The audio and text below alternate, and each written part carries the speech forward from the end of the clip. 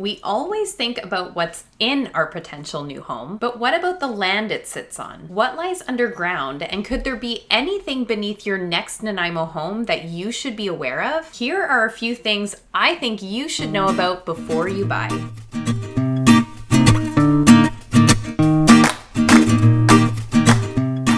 Hi, and welcome back to my channel. I'm Rita, a Nanaimo-based realtor delivering weekly videos about this awesome city I call home. I'd love it if you could like this video and subscribe to my channel. And if you ever want to connect with me for a one-on-one chat about your Nanaimo-related questions, click on the calendar in the video description to book a time to speak with me at a time that works for you. In today's video, I'll be covering some of the things that may surprise you when purchasing a home in Nanaimo. They're surprising because they won't be apparent when you look at your home, as these are underground factors related to many of the properties here. But first, it's important to understand land ownership in Canada. When you buy a home, it's called a fee simple ownership, which is the highest form of home ownership, meaning you own it forever, you can do with it as you wish within city laws, and it will forever be passed to your heirs until you sell it to somebody else. There is a catch, and that's if your home sits on crown land, which 94% of BC properties do, then it's truly owned by the monarch and governed by the government of Canada. When you look at your title, you may see certain non-financial charges,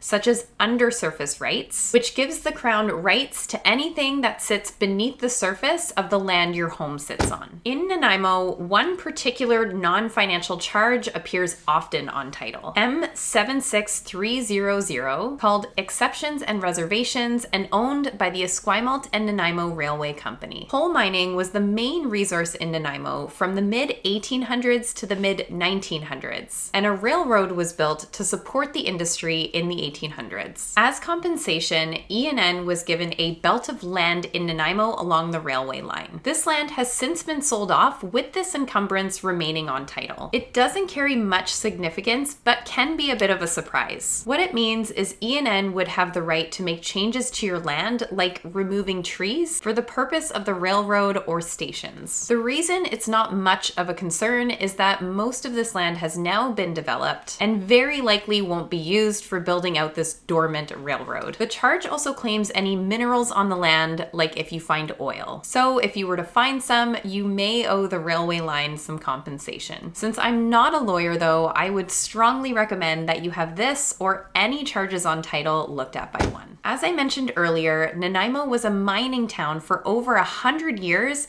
with mine shafts throughout the city. Now, many neighborhoods actually sit on top of coal mines. If it's known, this is usually something you'll see on your property disclosure statement. But one really good way to find out is to check out the mining map of Nanaimo. Check and see if the home in question is in the area of a coal mine, and if it is, you can check with the city to be certain. From there, you could have a geotechnical engineer assess the risk for subsidence, or the sudden or slow lowering of elevation like a sinkhole. You can also contact the Ministry of Energy and Mines, whose number I will put in the video description below. In October of 2013, while working on a utility line, it was discovered that a coal mine had collapsed under the surface of Pine Street in downtown Nanaimo. This left a huge void underground, which could have easily led to a sinkhole, so the road was shut down for extensive repairs. If you're buying a home in an older part of Nanaimo, then it's super important to check for something else that may be hidden underground, and that's buried oil tanks. When homes started using natural gas for heating, underground oil storage tanks, or USTs, were filled with sand and or capped off. The problem is, if an old oil tank erodes, some of the leftover oil can seep into the surrounding soil or water, causing contamination that can spread for a super long distance. If you do a scan of the property and discover a UST, it should be removed and the soil tested. Remediation can cost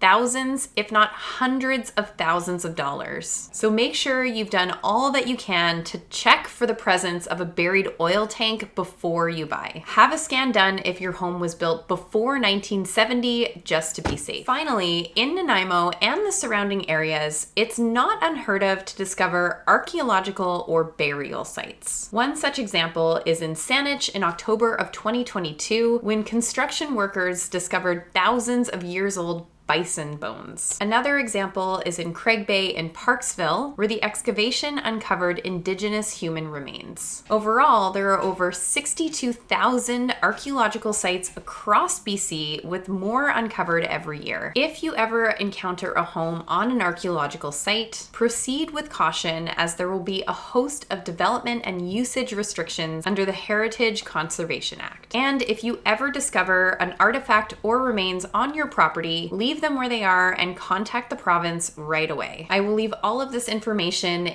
in the description of this video as well. And if you're interested in seeing what an archaeological site looks like in Nanaimo, you can pay a visit to Petroglyph Provincial Park in the south end of the city. Here you can see ancient stone carvings depicting mythological sea creatures, human figures, and animals that are symbolic to the cultural and spiritual history of the Coast Salish and Nanaimo First Nations. I hope this video has helped you understand just some of the things that may be awaiting you underneath your next Nanaimo home. Your trusted realtor can help guide you through all of the above circumstances that you may come across during your home search on Vancouver Island. As always, thanks so much for watching, and I'll see you next time.